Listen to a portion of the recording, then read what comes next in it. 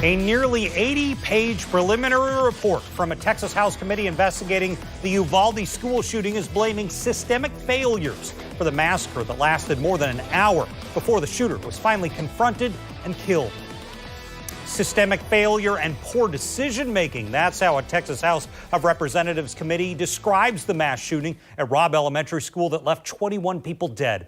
Earlier today, the committee released the investigative report to family members of the victims. News4JAX reporter Marilyn Parker joins us live after combing through the nearly 80-page report. Marilyn, what have you learned?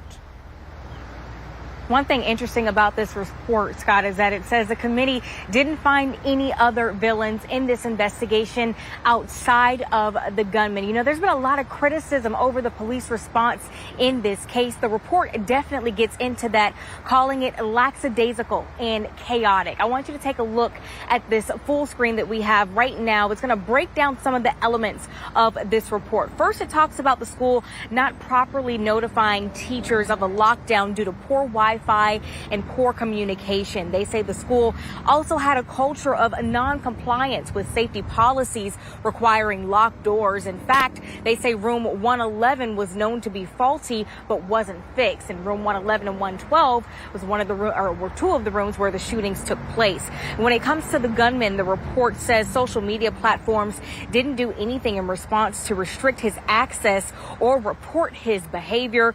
The report ends with that law enforcement response. They talk about a lack of leadership at the scene and officers having to treat that scenario as a barricaded subject instead of an active shooter situation. The report says that caused them to significantly lose momentum. Now, within the last 30 to 45 minutes, a press conference started with that Texas House of Representative committee, and they also have members of the victims there. One thing that one of the commissioners said that stuck out to me was that talking about the police response, he said those officers should have known that there were students or people dying in those classrooms, and they should have tried to do something to assess the situations. And in fairness, there were many officers who they say tried to intervene, were denied access to certain parts of the school. And then he also went in to talk about how the training did not kick in for many of the officers there. They say in that situation,